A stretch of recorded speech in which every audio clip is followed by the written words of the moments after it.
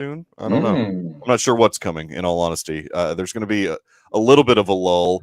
I know that we can officially announce we'll be doing a roundtable of Deadpool and Wolverine, of course.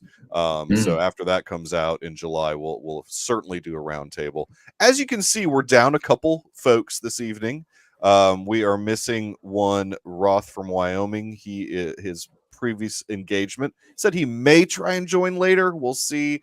Then Dr. Earl spending some time on the beautiful Alabama coast at the beach. So he too said that if he finishes his lobster dinner quick enough, he'll try and join us. So he's see. Breaking those crab legs. Yeah, he's breaking the crab, having some lobster, and so we'll see. We'll see if either of those guys can join us. But that doesn't stop us from covering this. We have to. We're here. So we're going to go back to what we normally do, which is to talk about how we extra'd this week. So Garrison, what is it that you want to talk about as your extra this week? Well, this is not a thing that a lot of Andrew, how's it going, buddy? This is not a thing that a lot of people can experience personally, but you can experience the film that goes along with this upcoming weekend, I believe. My extra this week is that one of my friends started a local film society here locally in Glenn County. Yeah. And he held a screening for Thelma this week. The 2024 movie that's being released this weekend. I don't know if it's wide this weekend. I have to look it up, but it's if it pretty is, wide. I would implore you to check it out. It doesn't have to be this weekend, but check it out when you can in theaters. It's a pretty solid film. It's funny. There's a lot of good thriller kind of esque filmmaking that's happening at the same time while you're watching an old lady that can't really get around too well at times. It's funny. It's cute. At times it does get some serious. It does get sad.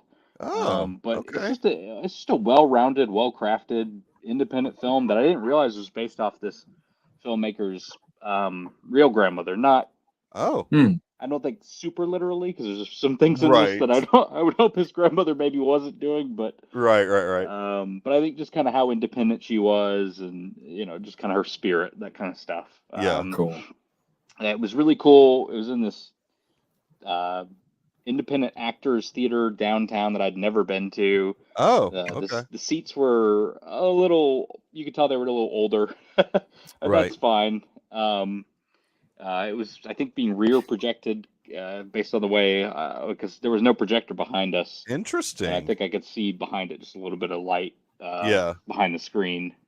But good yeah, it was sound, a solid, though, solid presentation. The sound may have been the best part, honestly. We could talk more about it off the air, but yeah, I think the sound was the best part. That's cool, man. Very cool. Well, Brian, how did you extra this week? Well, in my efforts to watch TV that I'm not really excited about, but I'm not a completionist like you, but I finally finished Star Trek Discovery. Oh, yes. So hey, lucky for both of us, it was a short season. Yes, and I found myself fast forwarding through episodes like there was no tomorrow, and I was like, I just didn't care, but I wanted to see what they were going to do.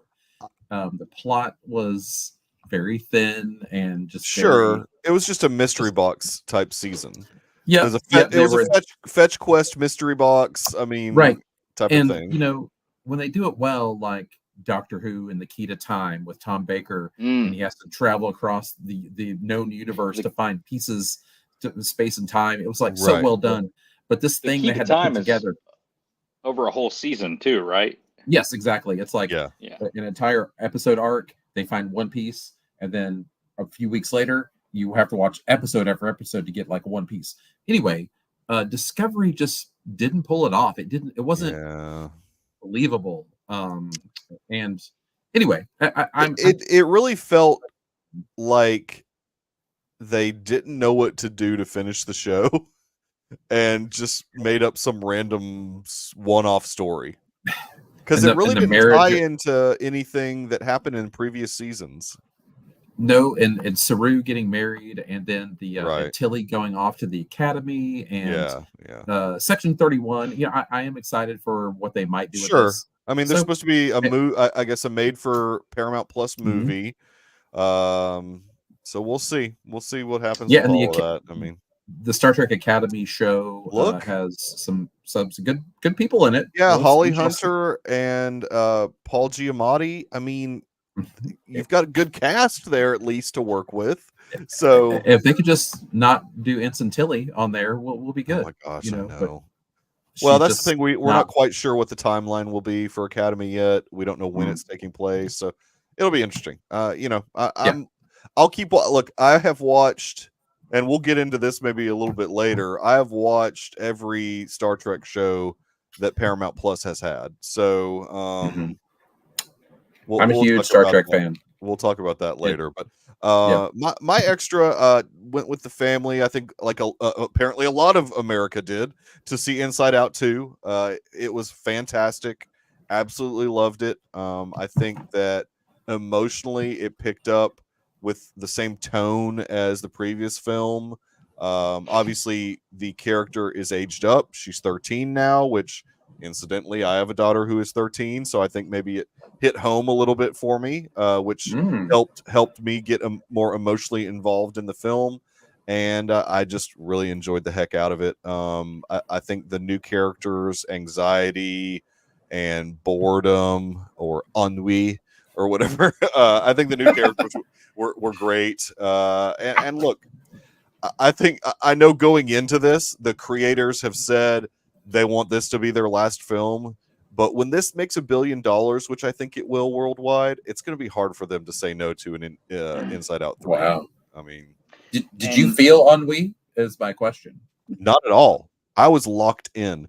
And more movies need to take a note of Inside Out 2. An hour and 36 minutes is good. That's a good for a movie. And look, Thelma is similar runtime. It's 90-something minutes as well. They made kind of a gamble with this movie that not a lot of people are talking about. In fairness, I did hear this on another podcast. Okay. But Matt Bellany's podcast, The Town. Okay. They made the gamble of only bringing back really Amy Poehler. They had two other quote unquote big names that they decided Phyllis from The Office, but well, yes. Yeah. But they had two quote unquote big names that they decided not to pay money to that really wanted money. Right. It was Bill Hader and Mindy Kaling. Sure. And in both cases, no one's really complained about the fact that those are completely different. Not at all. In fact, I think Tony Hill's a great fear. Yeah. I was not taken out of it at all, not hearing Bill Hader and Mindy Kaling. It didn't really matter to me, but was it a money thing? Is that why Bill didn't? Didn't do it? Both of them probably. And Disney was gonna basically they were gonna offer they were gonna offer Amy Poehler a big contract, and they were not gonna offer anyone else a big contract. Yeah. And their gamble was that people just wouldn't largely care. Yeah. There you go. And people don't. And so going forward, Disney's probably going to cut back on some of their animated budgets by cutting back on some of the cast, which, look, in certain cases, that may be for the best, because sometimes some of these celebrity voice actors that come in are not as good as some of the voice actors you can get at voice actor rates. I was going to say there is a multi-talented voice acting community that would do a really good job for Disney. They don't need to hire big names through the whole cast. I can see your leads. Maybe have a couple of people at the front. Mm-hmm. But I like the all unknown would be okay with me, right? Yeah, like, I think ultimately it hurts from a marketing standpoint a little bit, but really not much. I mean, I think it could. Yeah, exactly, Andrew. Just keep getting Chris Pratt to do your voice for every animated character. That may be a bit expensive. But... that. Well, although, it paid off. Garfield's doing well. Garfield was only a $60 million film, so he clearly didn't take home too much from that. Yeah. I think Pratt probably is like making enough money in his career that he can probably afford to take a cut here and there. Well, Paddington is going to take him out. He probably is doing a gross points thing, Probably. like back end, yeah. Whatever we make, give me a percentage of the profit on that now, and so that way it doesn't cut into the production budget as much. Yeah. Well, cool. Well, let us then dive into what is ultimately, if you look at it, a 27-minute episode of the Acolyte. Too long. Oh, yeah, the Acolyte episode 4, which is titled Day. Trying to figure out what that's about. I don't know yet. I can't It figure takes out. place during the day. Is that? It can't be that. No. I mean, that's what's weird. Like, it can't be that, because the previous episode was Destiny. This is Day. So I don't know. There's got to be something maybe there. Next episode is night, and it will literally be night on the planet. Oh God, I hope because not. it was That's all starting they to could get come up dark at with. the end. Right. They had to make it through the forest before nightfall, so it had to be during the day. That's my theory. Well, and to give some of the background creatives their due here, this one was directed by Alex Garcia Lopez. If you look at his IMDb, he has done a lot of television, a lot of good shows. I mean, to give him credit, he's directed some episodes of some really good shows. So want to give him credit there. This one, written by a couple of people that also have worked quite a bit in genre type shows. Claire Kitchell and Cor Adana are the head writers, and then staff writer is still Jasmine Flournoy. So I think she's getting credited every week from this point on as a staff writer. And then there's usually like head writers, which is Claire and Cor are your head writers for this particular episode. This is not a flashback episode, so we're in current time. It seems like we're going to be skipping weeks and going current time flashback, which I don't know that's helping the series. I don't know that is helping the series. I found that confusing. Where the first scene, like where they go into the Jedi temple and they're practicing with, and I'm like, is this a flashback? Right? No. It's like it's super clear to me. Did you guys get that you're right away? Well, no, I mean, I figured it out pretty quick when Osha and Jackie were talking. Oh, yeah, she's standing in the doorway. Right when and I'm like, oh, with okay. her clothes but on. For a beat or second, I was like, is this a flashback? Right? Yeah, it wasn't. Certainly, you're right. Yeah, you wouldn't have known until camera zoomed in on Osha or whatever. Yeah, I think you know when it's the flashback for Osha. First off, actress, once it cuts to her, she's in her worker's uniform, not a Jedi uniform of any sort or anything like that. Right. So that's modern day, and then you're like, okay. And then I think I want to make a correction from last week or 2 weeks ago, where the actress it's one actress playing. They're not twins. There's just one actress playing May Osha. Adult May. The adults. Adult May and Osha is one. The younger ones are the kids. Yeah, it was twin kid. Yeah, but yeah, it is Amanda Steinberg playing both. May and Osha as adults. So we quickly figure out that Osha is pretty much like, look, I'm absolved of any crimes. I'm going to head off and do my own thing at this point. So she's kind of saying goodbye to Jackie. Not going to say goodbye to Soul. Doesn't want to ruffle his feathers or anything. I guess before we dive in too much, I mean, this series. But Garrison, what did you think of the episode overall? I guess. I thought Yeah, Andrew. I mean, I'm kind of with you. I hate to say it, but I'm kind of with you. Yeah, I thought the ending kind of felt like it confirmed some things for me. I really don't think I have more questions. I actually think most of my questions have been answered in my head. Unless it's not what you're thinking. I think it's fairly obvious who the guy in the mask is. That's what that's what the show is certainly making it abundantly clear that hey, this is Quimer or whatever his name is. Yeah, I don't really. I think that's kind of. I could be wrong, and I'll go ahead and if they reveal something else. But man, they are making it really, really obvious it's him. They are making it obvious it's him, but would it not be? And Rhett made a good point, even though he's not watching the show anymore. From a writing standpoint, would it not be worse at this point if it wasn't him?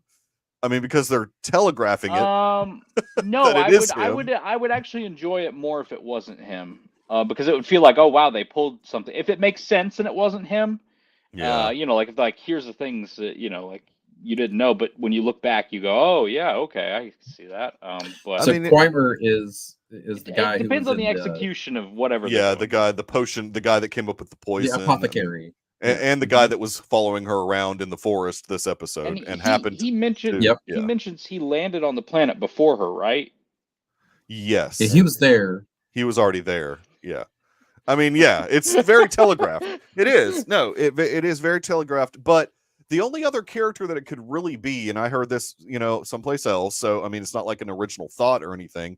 Is that it could be the other mother, not the taller one, but the shorter one. I saw someone theorize that. I don't know, because we didn't see her body. They specifically showed us Asha's. Kind of weird for her to have been this like witch that was also secretly basically a Sith. I mean, yeah. So maybe he would seek her out and then like heal her after her injuries from her fall. Well, I mean, we never saw her.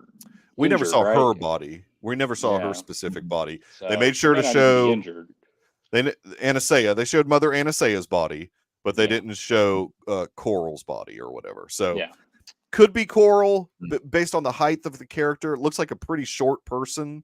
Coral was pretty short, but also so is Quimer. He's pretty short too. So I mean, I don't know. A lot of weird editing choices. I wouldn't even be surprised if they put Manny Jacinto, that's his name, right? Yeah, Manny Jacinto, yeah. In the costume, even if it weren't just to swerve it. Swerve it even more. That would honestly be a smart move. If you've really got a thing that you're going to pull the rug on the audience, that would be a smart move. Mm-hmm. So really, I mean, it can't be. I don't think there's going to be a third unknown person at this point. It's one of those two people. I mean, looking at. We're halfway through. We're halfway. Yeah, exactly. That's the other thing. We're halfway through. Go ahead, Brian. But you hadn't had a chance to dive in. Do you think they're going? Well, do you think that they're gonna like reveal some evil, like the origin of the Sith, who would train her to embrace her evil power? It's just, and maybe be something that leads into hundreds of years later of. I think I know what you're trying to say. The Sith. And it's only like 100 years until Phantom Menace, right? 100 or 150. What is it? Well, no, it's less to Phantom Menace. It's 100. Oh. So it's 100 years prior to when the Empire formed. Okay. So it's a generation and a half or two, maybe. Yeah. So it's not that far away. Yeah. But if we were going to go into like this is kind of the formation of what Sidious kind of was a part of. And eventually Darth Maul and blah blah blah. Right. I feel like Sidious has to be involved in some way if you were going to do that. Yeah, and it just seems it would seem very easy and cliche to do something like that. So well, it's also there's going to be there's also going to be the arguments that if they just flat out say that if they say that these people are Sith, and they may never say that. Right. I don't think they've said that word yet at all in the series. Sith were never around for thousands of years or whatever. That's kind of big canon. Like, I'm almost thinking, like, because of the character design, they're almost going for more that this is like maybe the foundation of the Knights of Ren in a way. Like, because of that character design, he looks like all the other Knights of Ren with the weird mask. Like, they all had different masks and different character designs, and he's all black, has the weird mask. Knights of Ren. Yeah, it very much looks Knights of Ren-esque, and those weren't like true Sith. Those were just acolytes, I guess. I don't know. Yeah. I mean, so I don't know if they're going to go full bore. Like, I almost at this point, since we're halfway through the series, I almost don't want this series to be a big idea series. I almost just want this to be. I just want it to be a small story, and it's such a dangerous territory for big idea stories on the timeline too. Specifically where if they had done this at the beginning. Of High Republic. In a way, Andrew. Yeah, I mean, if this is the foundation of the Sith, yes. Yeah. Yeah, Yord is not my favorite. I have a also, feeling they'll never call them Sith in this show. I don't think so either. I think that's. I don't think they're going to kill everybody. Yeah, I don't think they're going to go there. I think that they're clearly doing a redemption. Well, I mean, we saw it, but they're starting the path for a redemptive arc for May now, and yeah, which I see a lot of people complaining about how quickly she has flipped, but her world has been kind of rocked, finding out that her sister's alive. Yeah, well, it seems like on that front, she's not really loyal to that person all that much. Not to Qui-Gon, and I think, or the ruler. Yeah, I think must have blamed the Jedi for the death of her sister or something. And if her sister's alive, right. Then so that sort of blows up her whole concept of like why she's doing what she's doing. Yeah, right. And her sister never treated her well, right? As being young, they were never.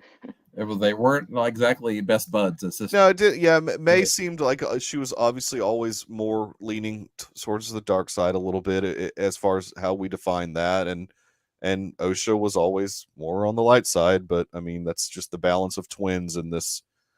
They're a dyad, I guess. I mean, if you want to call it that. Yes. But I hesitate to even bring that word up. You mentioned like the scene cuts. There were some cool wipes. they've been doing that. I'm okay with the wipes, but it's just the choices that they're making. I don't know. It's just weird. In terms of the scene transitions, it's very Star Wars. Yeah, it feels Star Wars. I'll leave it at that. Yeah. Right, but when they do the Lord of the Rings, they're walking across the mountains, like and the camera goes around them. It felt very. What'd you think? Wow. Okay, so that's interesting because when I saw that shot, I also thought Lord of the Rings, but I'm not a huge Lord of the Rings guy, so I didn't know if maybe I was just like, oh, the scene where they're walking on this trail. Yeah. Oh yeah. That's totally Lord of the Peter Rings Jackson. Well, I just felt like more Ewok's Caravan of Courage. Because there's a lot of walking in Ewok. I've never seen that. Of Courage. What? You've never seen that? Yeah, I think it's on Disney Plus now. It is for a little bit. Yeah, I don't know. Maybe I will watch it. Best quality you can find. There are people who've compared it between the DVD and the stream. It's the best quality version. Oh yeah, I'm sure the stream's better than the DVD. The DVD is pretty full 1080p, but it's close. It's interesting. It's good. This portion, I feel kind of bad for this show because even though it's a very small percentage of people that participate in social media, it just seems like this show can't win either way. I mean, there's people that unabashedly love the show, and there's people that unabashedly hate the show. And I think both sides, unfortunately, are a bit disingenuous in that. I mean, the people that are saying this is the best show ever, and the people that are saying this is the worst show ever, I think it's somewhere in between. It's not a good show. It isn't. I mean, I would feel bad for them, but it's also not the worst show ever. The worst show ever is Discovery. No, I would feel bad for them, but then the show's not really all that entertaining for me personally. It's not. No, you're right. And then secondarily, when half of the cast goes in the media, they step on rakes half the time. It's like, I mean. Right. There was definitely a weird, like the week before the show aired, there was so many just weird interviews with the cast and the creators of the show that certainly didn't help it. But and to be fair, most of those were brought up by the journalists, right? Not the people being interviewed. Right. Totally. Yeah. Right. No, it was the stupid journalists. It's the dumb journalists. Yeah. It is. Like, I mean, people fooling me to thinking interviews were recent when they weren't. And the things that were exactly. There was a lot of that. There was a lot of that. And that's and that happens all the time on the internet. That happens a lot. I don't know if I've ever pointed that out to Mikey, but one of the ones that frustrated me was I really don't want to get into this, but when the whole Rachel Zegler thing went down with Snow White, I was like, guys, she said these comments like 2 years ago. Where were you? Yeah, exactly. Yeah, they're stupid, but why didn't we talk about this 2 years ago? And there were plenty of us who saw that and were like, that was dumb. So yeah, it's frustrating to see that, and then it's like, well, if I have an opinion about this show, it makes me anti the show creators or well, the actors themselves. and that's the problem. Really That's not what the I'm case. saying. Like those are you're getting that from the people that unabashedly love the show, even though deep down they know it's not a great show. But I also don't think that the people that unabashedly hate the show are being genuine at all either. I think both the extremes are not being genuine I would in say their that critique of the show. the people that hate the show at this point are not watching. They're not watching it. Exactly. Most They're of not them watching are it all. not. No, have they're stopped. not. And I don't blame them. If you're not enjoying something, don't watch it. Yeah, if you're not enjoying something, don't watch it. And I'm not. I know that we talk about the state of media all the time, but there Right. are shows you can go out and find, and I promise you'll actually love and talk about those 100%. shows. I mean, you can. It's fine to critique and be upset at a property that you love, but man, things like Shogun and X-Men '97. Oh, if yeah. you really want to pick your spirits up, those are great shows. Those were great this year. shows. I mean, right now, and to this show's detriment, and I know it's not totally fair to compare it, but airing at the same time as this show is House of the Dragon. That first episode was freaking amazing. And The Boys, I didn't necessarily love the first 3 episodes, but way better quality than this show. I'm watching Presumed Innocent. It's amazing. I'm watching Mayor of Kingstown. Not the best season thus far, but it's just better written than this show. The fact that Renner could even do that. Oh yeah, I mean it's impressive that Renner can even act anymore. But I mean that's the problem with when you're watching this particular show is that it's the quality of the storytelling is so much more lacking than a lot of other genre shows that are out right now, and that hurts it. I mean, when you're comparing it to like The Boys, which I would consider a genre show, or House of the Dragon genre show, this is like so far below the quality of those two shows that it makes it difficult. It's funny because I think they went out of their way to be like, we didn't use the volume at all in this show. And I remember Andor did that, and Andor looked pretty good, and it had some impressive, competently well shot sets, and the show looked great. This one, you could have told me this was shot on the volume for this episode. Yeah, this particular episode especially. Yeah. It didn't look as crisp as I think that it's as Star Warsy to me as it should have. I think Star Wars specifically. I'm not going to say this about other shows because this particular type of thing I'm about to talk about could work well in other shows. But I think for so many years, something that Star Wars did not do much of was flashbacks. It was not part of the franchise.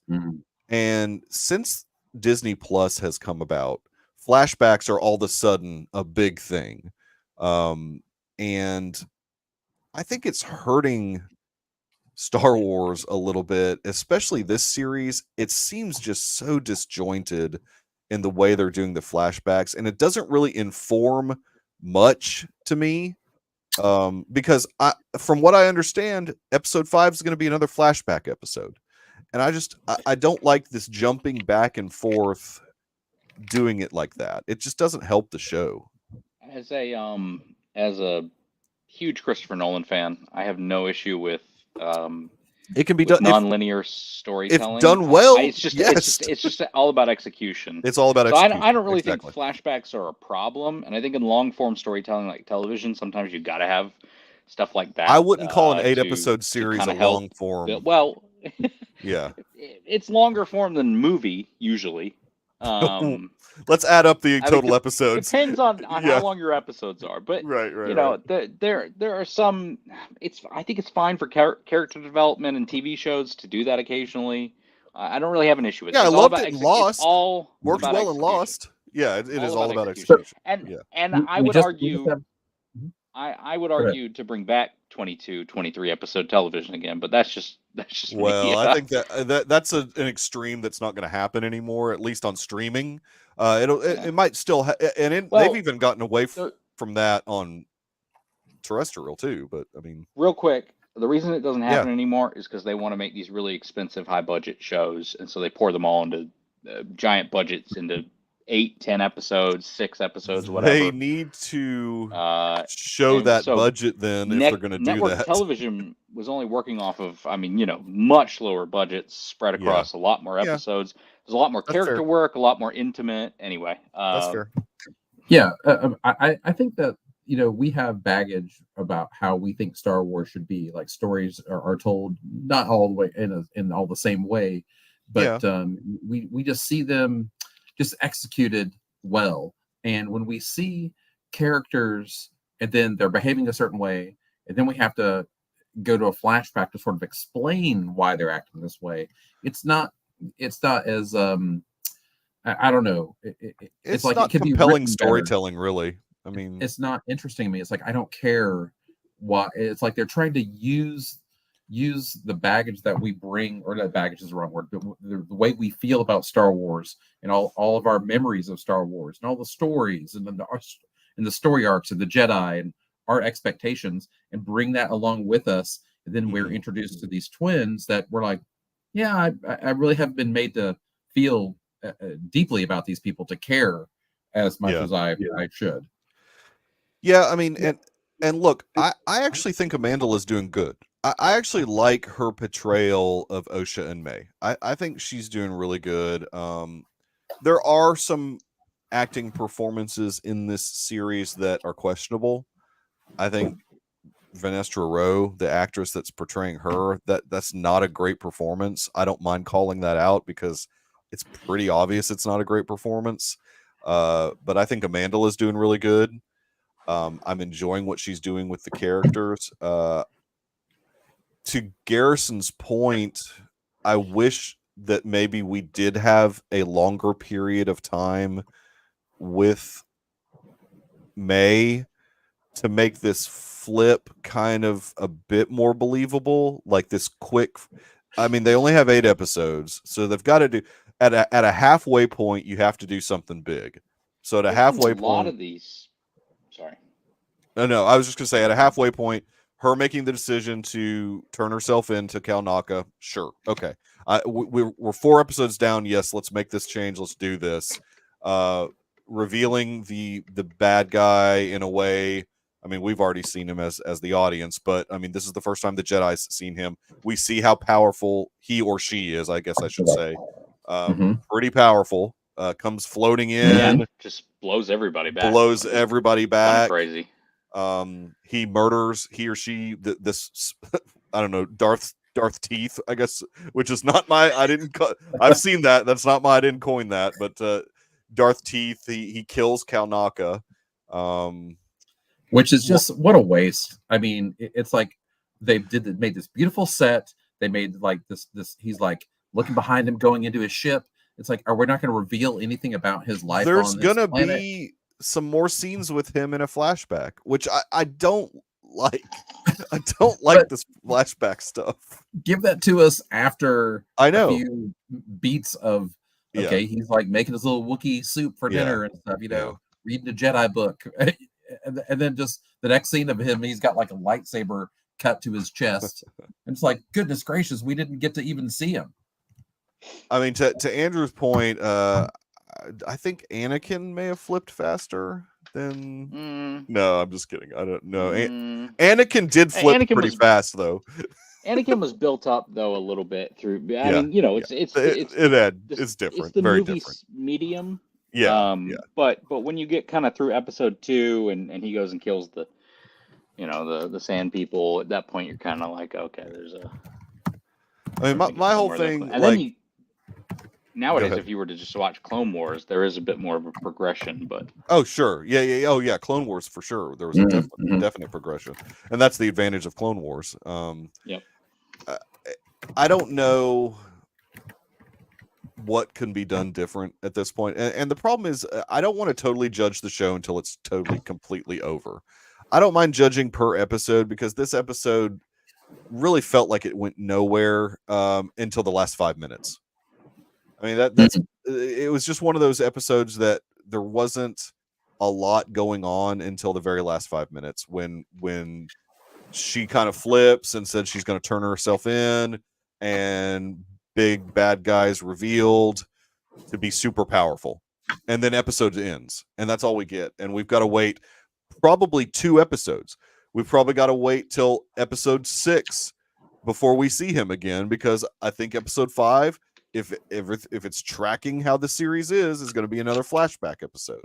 So that to me hinders your storytelling, in the sense that you're not grasping the audience if you're making them wait a whole other week in between getting to see that guy again, if we're going flashback next episode. What could they possibly show us in a flashback that would I don't know. explain it would explain or further the story that we're going to see 2 weeks from now? It's I don't. To be fair to the show, Brian, this flashback thing I think is just Mikey's idea. We don't have confirmation on that. Oh, no, I don't have confirmation, but I'm just sort of going just maybe how things have been going a little bit. I mean, I don't know. I think that if they wanted to explore who the bad guy is, that could be a good flashback. Oh, I feel like that'd be very early for that. Don't you feel like? Am I wrong? Like maybe I would like to see them episode 5, episode 6. We go back to a non-flashback, and then penultimate and finale after that. Not really. I mean, let's explore him a little bit as a character, maybe in episode 5. Like why May is his quote apprentice. But like how did that come about?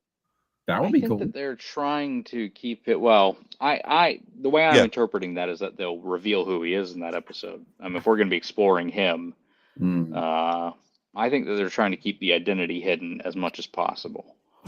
Even though it's pretty obvious who it probably is. Yes, but I think that they want it to be a reveal. Yeah. No, I can see that.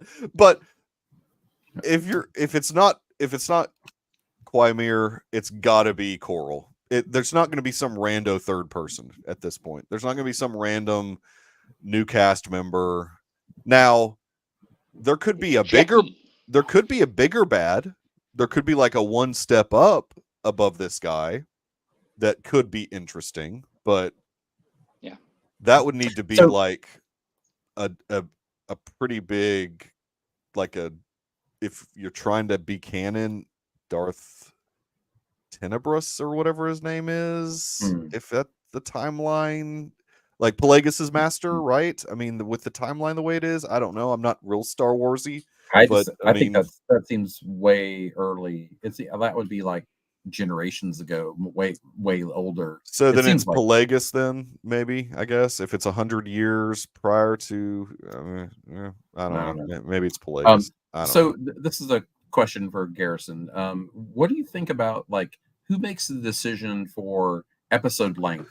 Does the story dictate that, or is there or lack thereof, or like why is this episode so short, and what might have been left on the cutting room floor? Well, now to your point there, one of the writers said that they did leave a lightsaber battle on the floor because of budget, which it sounds crazy to me because they spent a lot on this show. So it sounds crazy to me, like they a lightsaber battle with Kalnaka and whomever was on this left on the cutting room floor because of budget. That was written into the story. They didn't film it at all, but it was written. So 28 minutes is ridiculous to me. Like, it just seems like it's really short. It's short. Yeah.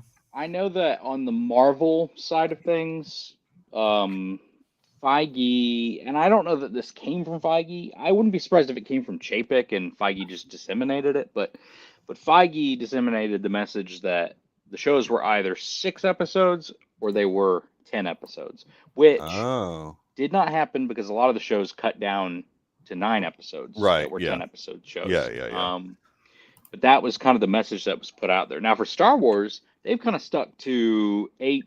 I think Boba Fett's 7. So something like that. Have we had a series at 6 so far? I think it's all been about 8. Obi-Wan? That may have been 6, maybe. Andor was 12. 9? Andor was 12. Yeah, Andor was a lot of episodes. Yeah.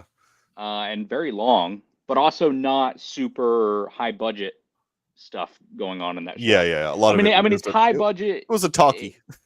It's high budget because there's a lot of the sets and practical. And there is sets. Still some of that Star Wars stuff going on, but it's not as high budget as some of the other stuff they've done. Yeah. I think ultimately they tell them. I would say they probably tell them. My speculation in Star Wars land, 8 to 12.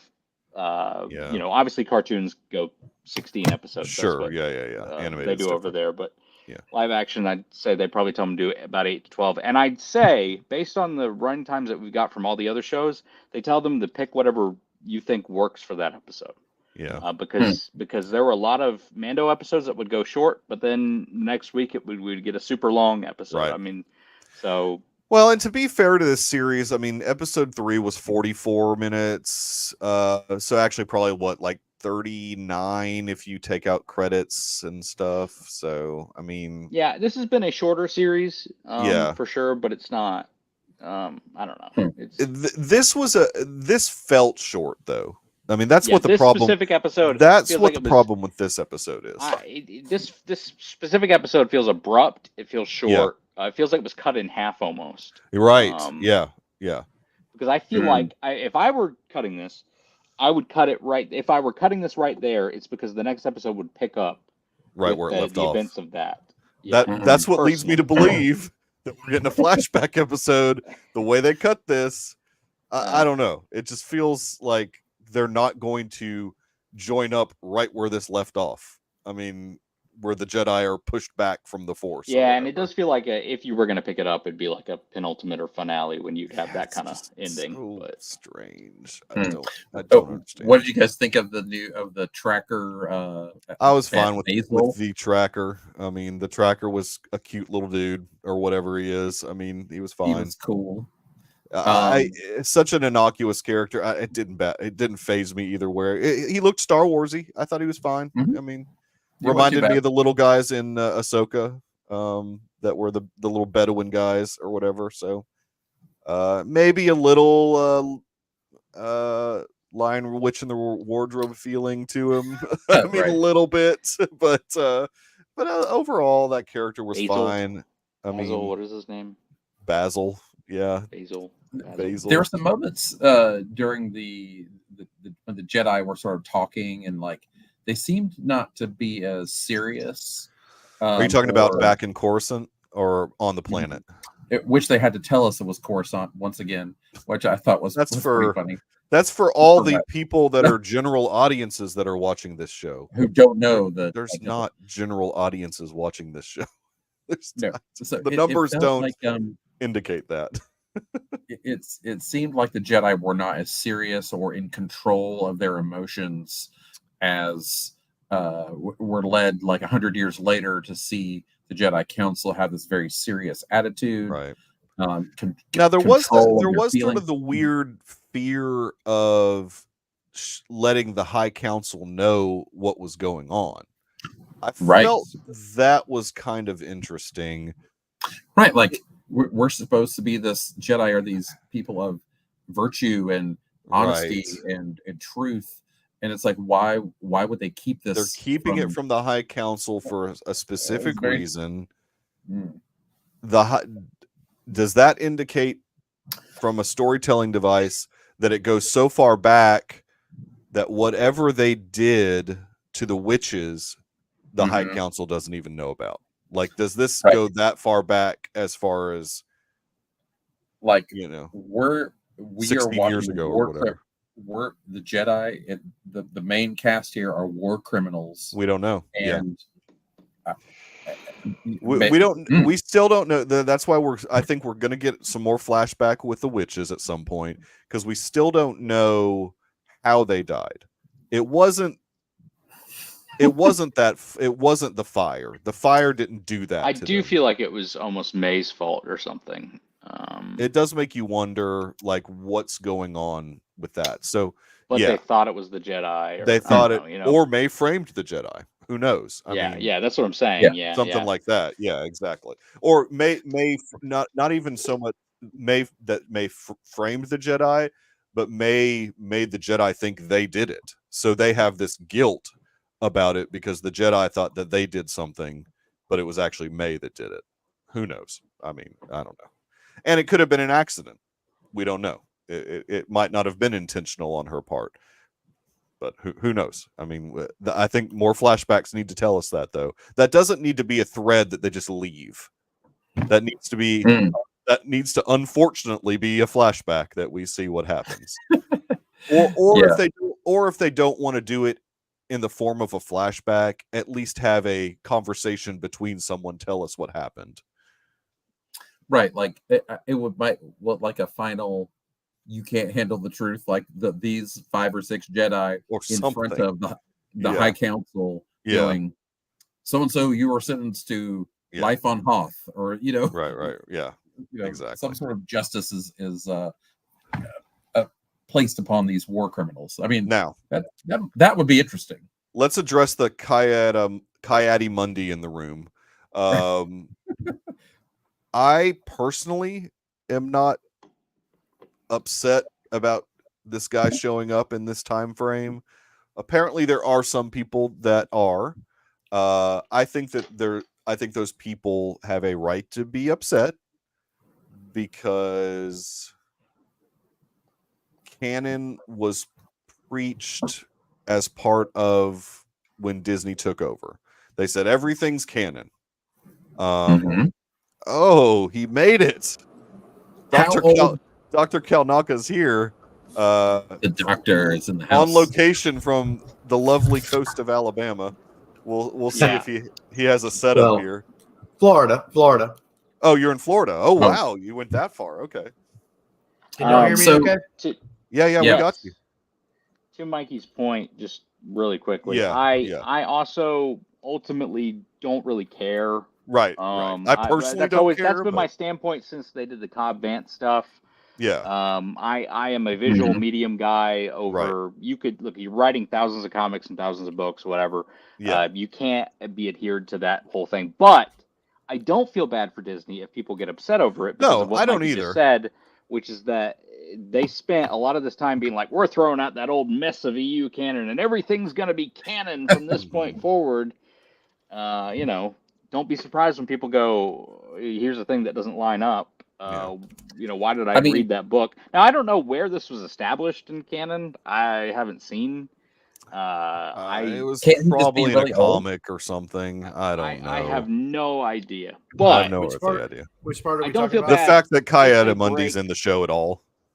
If they break some form of their own canon that they've created from 2014 onward, I don't feel bad if people get upset about that. And also, Filoni's always sort of held that unspoken stance that if it's on screen, it can usurp something that may have happened in the written or, I agree with that. Yeah, I'm the same way. Though, as you are doing something like that, you have to be actively aware of what was written. Right. And I feel like if you're going to do that, the best way to do it for me personally is kind of like the Marvel Comics way, where you go, oh, well, people thought this is what happened, but here's what really happened. So when they would retcon something, it wouldn't be like that thing didn't happen. It was actually here's what you didn't know. Yeah. But that's just my personal take on it. So, Dr. Earl, I know you're coming in late. The three of us have said our piece about this particular episode. What are your thoughts about the episode? There's some things I liked. There's some things I didn't like. I mean, I liked the fact they looked. Okay, so there was obviously some parts they're filmed on a set, and then some parts they were on a mountain walking on that path. And I did like some of that scenery wherever they were. Yeah. I personally liked the ending. I thought the fight at the end and the guy showing up and all of them whipping out their lightsabers and then getting blown away. And then it cutting to black was fine. Interesting. So you were okay with that abrupt cut at that point? I mean, yeah, it's fine. I mean, I wanted more. I wanted to go like a longer fight, because are they just going to wake up and he's gone? I know that's right. Right. I mean, but and then that's kind of what we were talking about. I mean, there are mysteries here, like who is that character? Is it really a mystery, Earl? Is it really a Do mystery? you know who it is? I don't know who it is. We're speculating it's Quymere. Oh, the guy that was with her? Yeah. Is that Quymere? Yeah. I don't think so. Other speculation is that it's Coral. Well, Mother so Coral. Here's the three suspects: Quymere, okay, Coral, and I think the Green Lady. What's her name? No, Earl. She's just that bad of an actor. No. So here's my only thing with it being Vanestra Rowe. Vanestra. Like okay. She is a character that has a. Here we go again. She's a character that has a very well documented history in That's the fine. I don't know the story High Republic books. Okay. That it would be odd for that's her. But it is suspect that she doesn't want to share anything with the High Council. She seems, there's something weird about the way she's acting and talking to. Yeah. But again, I don't know her backstory. I don't know High Republic stuff at all. Yeah. She seems super, I don't know, off. She's super sus, as the kids would say. Yeah. Let's suss her out. Yeah. No, I mean, I think that's where my brain is going to the show going, okay, they're making it look like it's Chimere. Any normal show, that would be a good assumption to make that it could be her. But this is unfortunately not a normal show, I don't think. I'm not as like consternated by this show as some people are, I guess. No, that's what we were saying, that I sort of had a little bit of a monologue about how the people on social media that unabashedly love the show or unabashedly hate the show are being disingenuous. I think both sides are being disingenuous. Because there's no way that somebody can unabashedly love this show, and there's no way that somebody can unabashedly hate this show. There needs to be like a happy medium here. Let's not say it's never seen a TV show before. I know. Well, that's impossible. That they can't be saying this is the best thing they've seen, and they also cannot be saying this is the worst thing they've seen, because both of those statements are untrue. It feels like a B movie show. Can I make a statement, Garrison? So I'm watching Children of Dune from Sci-Fi right now, and it's pretty like the. You excited, Garrison? Sorry, Garrison. You mentioned Children of Dune. You got him excited. Awesome. So come on, hurry, Garrison, hurry. I got to be quiet. I know. There it is. Yeah. Yo, you got it. He's got it. Yeah. So it's not. It's just like you're like, With okay, James this McAvoy. is TV level. CGI. Sci-fi. You're saying that it's old school sci-fi before 90s. It changed to sci-fi. SYFY. Yes. This is old school SCI. This feels like B-level TV science fiction, which once I accepted that, I'm like, I can enjoy this. That's fine. I'm just going to let it flow over me and not. But you also recognize that it's certainly not the best or worst thing ever. I mean, there's no way. Like, that's what's so funny about social media is the people that are saying it's the worst thing ever crazy. Have to have this dyad of people that also say it's the best thing ever, and it's not either of those. It's impossible for it to be either of those. Are you saying those people are gonna get together and kiss at the end of all this? Maybe they will, and one of them will die. Maybe that's what needs to happen. Like Rogue. But it's just so funny. It's just like they're both. What's so funny is both sides don't realize that they're both gatekeeping. Like both sides are accusing each other of gatekeeping, but they're both doing it. Right, it's so ridiculous. That's the biggest problem with fandom right now. Is there's no nuance at all. It's the best thing. It's the worst thing. I think a lot of people on both sides understand their gatekeeping. No, maybe they do. Maybe they do. Maybe. Maybe I'm trying to give them too much credit. I don't know. Maybe it's all part of the game. I know. Maybe it's the game. It's all part of the plan. They both think that this is a good thing to do. It's so stupid.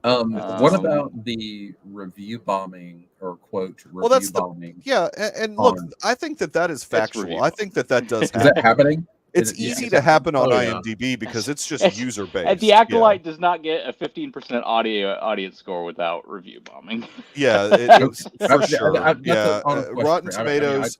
It's really easy to game the system on Rotten Tomatoes and IMDb. So it's I'm not sure if some of these people have even seen the show either. No, most of them haven't. But those are the ones. The extreme haters are the ones that have never seen an episode. But then that causes the people that also say this is the best Star Wars ever. It's clearly not. It's clearly not. I mean, it's it's. I mean, but it's also not the worst. Like Discovery season 3 and 4 are the worst thing ever on TV. Not necessarily. I finally finished it, Earl. Man, just Discovery. Yeah, Paramount Plus has way worse shows on it than this. I mean, let's just be frank here. I mean, it is what it is. But, I mean, I'm curious. So, I mean, it was odd that like she's walking down the path with Chimere, and then she's just like, "Okay, I don't want to be a Sith anymore." And I was we talked about that a little bit. I mean, what? Wait a minute, what just happened? I think that if they had. I personally, and Garrison, I think, pushed back a little bit. I personally thought that if they had more episodes to show us maybe her uneasiness with the path that she was taking, maybe it would have felt more real than it did. But because they only have apparently this short period of time for this series, it had to be a quick decision. But from a storytelling standpoint, her sister being alive does rock her world. That's fair. Yeah, no, that's fair. That's what she's saying. That's changing her mind. That's changing her mind. I mean, because she thought her sister was dead. She thought that the Jedi that she was going to killed her sister. I mean, so I get it, but it would have been nice that we fleshed it out a little bit more than. I think I've changed my mind. I don't disagree with that, by the way. Yeah. Okay. Well, yeah. I thought. Well, yeah. I was listening to Camp. Campy had a good point about the last episode where she was like, "I want to be a Jedi." Well, I don't want you to. I want to kill you. I'm going to murder you. I'm going to murder you. Yeah. He's like, everything's very like sudden. Everything's like very like they have to get to these points really quick because they don't want to flesh it out. I love you. Well, I'm going to go be a Jedi. Okay, now I'm going to murder you. Yeah. Well, what if she was being influenced as a child by somebody close to the family? Maybe Torben was like making her do those things. Torben. Yeah. So I'm really glad Torben's dead, by the way. I was watching the trailer for episode 5. Oh, they already released a trailer. There's a scene where you learn, and I don't know if they meant to show this, but there's where you learn where he got that scar from. So we're going. Are you saying we're doing some more flashbacks? I don't know when. They just said this was almost like a trailer for the rest of the.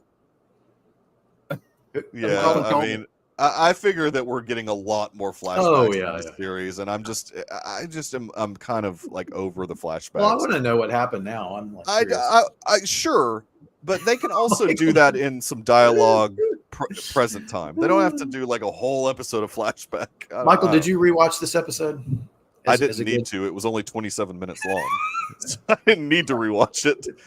I mean, it was like there wasn't any, like we were saying earlier, there wasn't anything that really happened in this episode until the last 5 minutes. I mean, so it's just like I don't know. Walk and talk. It's a walk and talk. It's like they're West Wing walking around, walking. Yeah, a lot of walking, a lot of talking. Well, there was the beetle that flew itself. In all honesty, that's a waste of 1 minute, though. They could have used that minute to do something else. Right. I was hoping all of them would come alive. He's like, "I'll get it," and he kills it, and you're like, "That's it." Like, it's not gonna and the thing that bothered me, then they were like, "Why did he have to kill it?" And I was like, "Come on!" I know it was attacking him. That's why he had to kill it. That's exactly right. Exactly. And what's the little gopher? What's the little gopher? I don't know. Basil, whatever. Basil. Yeah. What was the character's name from Lion, the Witch, and the Wardrobe? I mean, it was the same. It was the little beaver from that. The Bieber family. That was called Mr. Biggins. Beaver. Mr. and Mrs. Beaver. Yeah, that's basically Mr. and Mrs. Beaver, I think. Yeah. Well, there's Tumnus, but Tumnus was was a goat guy. Yeah. That was James McAvoy. Yeah, I was talking. Yeah, more James McAvoy. Was that McAvoy? Twice in twice in one episode. McAvoy. Yeah, young McAvoy. Huh. Check it out. Yeah, he's in Narnia.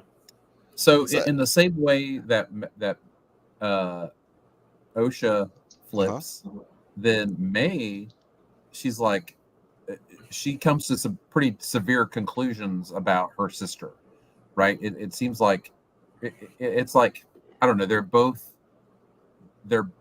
don't want to say they're both flipping, but there was a hard flip, and then the good one seemed to like, hey, I don't want to be a part of the Jedi anymore. Just leave me alone. I don't want. That's something we don't know why that happened. So that if they're going to tell us more flashbacks, but I mean, they'll do it in 2 minutes. It's good. Maybe. The other kind of interesting thing in this episode was Osha's conversation with Yord. How she asked him to help her kill May because she couldn't do it on her own, basically. She's like, I can't be put in a position again where I don't take the shot. Can you be there as my backup to help me take the shot if I need to? You know, because in episode 3, she intentionally missed the shot she had at May. So, okay, wait a minute. Let me think. I just want to think about something in the back end of this show. So, okay. She walks in, she sees Cal Naka. Yeah. Dead Cal Naka. They show up. Yes. They're assuming she did it, right? Correct. And then the floaty dude It's a frame job. Yeah, it's a frame job, basically. So now it's a bad frame job because then the dude shows up.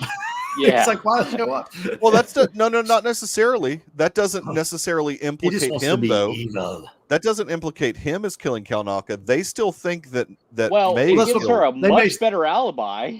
Yeah, maybe, but she says I showed up and that dude was there. Well, also, yes, you're okay, Garrison. Yes, 100% you're right because she has no saber. So 100% you're right. I mean, she can just say, "I don't have a lightsaber. How could I have done this?" So yeah, you're right. I mean, that is the alibi. And maybe that's what they wanted to move the story forward with was, oh well, actually, we know that she's not bad. Yeah, maybe. Or she didn't kill Cal. Because I think that they know by now that she doesn't have a lightsaber because there's been a couple of encounters with her and she has not wielded a lightsaber. So they know she doesn't have one. What if she got away from Cal Naka? But her whole thing is to kill people without a weapon. Well, that's what her quote-unquote master wanted her to do, is to kill these Jedi without weapons. She kept asking that. Like, how am I going to do that? How can you kill somebody without weapons? No, not without weapons. Like, he had instructions for each one individually, I think. Like, you can use knives when you're fighting Indara, but you can't when you're fighting Torben. You have to poison him. I mean, there was like a specific way she was supposed to kill each Jedi. Is it going to be Osha? Is Osha the one who's in the black mask? No, didn't we see her? I don't know. I'm thinking back. I saw the Jedi. Wait a minute. Surely they're not going to pull that. Was she in that group? Crap. Was she in that group shot with them getting pushed? No, she was standing face to face with him. She was standing face to face with him. Yeah, no. Yeah, no, stop, Earl. You're messing me up here. Dang it, Earl. No, it was Darth Teeth and Osha standing right in. You said you're the one who said you didn't need to watch again. So no, I didn't. But now I remember that she was the one. Like literally, Dr. Teeth and her were standing. Dr. Teeth, straight. The Gimp. I didn't realize the Muppet was. The Muppet, Dr. Teeth. Yeah, exactly. Great Muppet caper. So I mean, I think that we're trying to be more reasoned here than most of social media. It's not the best show. It's not the worst show. It's somewhere in between. Now, Rhett does think it's the worst show, but I don't think the thing isn't over yet. It could be the worst show. I don't know, man. I think for me, still, Book of Boba Fett is pretty crappy. But I mean, I love Book of Boba Fett. Book of Boba Fett has 2 episodes that are some of the most stellar episodes of Star Wars. That were not even that were shoehorned into that show.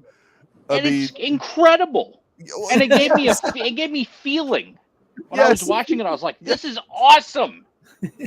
I don't get that feeling right now. There are no episodes of The Acolyte where I go, "This is awesome." You don't know that yet. You don't know that disagree. yet. Hey, nobody's seen the last 4 episodes. So yeah, the last 4 episodes new territory.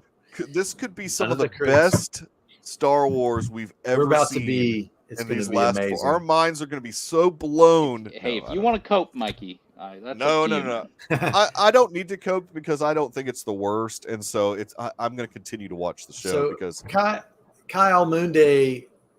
Did we talk about that? So he's Kyle briefly. Moonday. It's just such a pointless thing. I mean, it's 100 years before, right? So it's 100 years before the Empire is established. So it's really 100 years before Revenge of the Sith. So it's less before Phantom Menace. I mean, it's Battle of Yavin, BBY. It's what, like 90, like how many years in between? I don't know. I'm bad at all the year stuff. It's not 100 years. No. I'm sorry. Revenge of the Sith would be before. Yeah. I'm sorry. So it's not 100 years before Phantom. It's more like 100 years before Revenge of the Sith, because that's when the Empire is established. Why couldn't he just be an older species, like who ages slowly? Right. It could be. All right. Yeah, that's why it doesn't matter. I mean, that's the age of Coyote Mundi doesn't matter to me. And if he said he hasn't seen the Sith in a millennia, who cares? I mean, but Michael, but don't you know? You're a comic book nerd. I would care if he said he hadn't seen the Sith in a millennia and had in fact seen a Sith.